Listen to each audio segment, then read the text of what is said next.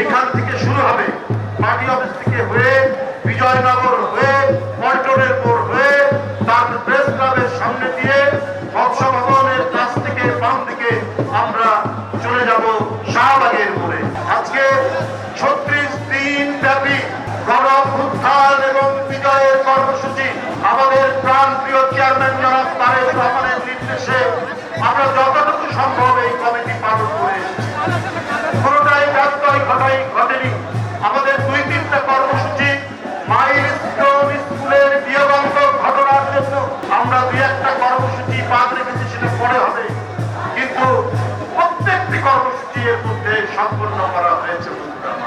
এইটা শহীদদের মর্যাদা দেওয়ার জন্য, শহীদদের আত্মার শ্রদ্ধা জানানোর জন্য এবং তাদের পরিবার বর্গের প্রতি সম্মান জানানোর জন্য। আমি আপনাদেরকে বলবো, আজকের এই র্যালি এইখান থেকে শুরু হবে, পার্টি অফিস থেকে হয়ে বিজয়নগর হয়ে পল্টনের মোড় হয়ে তারপর প্রেস ক্লাবের সামনে দিয়ে মৎস্য ভবনের কাছ থেকে বাম দিকে আমরা চলে যাব শাহবাগের মোড়ে।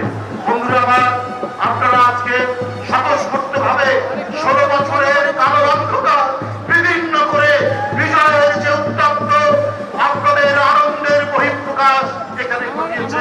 এই জন্য আজকে এই কমিটির পক্ষ থেকে, দলের পক্ষ থেকে আপনাদেরকে আমি প্রীতি শুভেচ্ছা জানিয়ে আমার বক্তব্য শেষ করছি।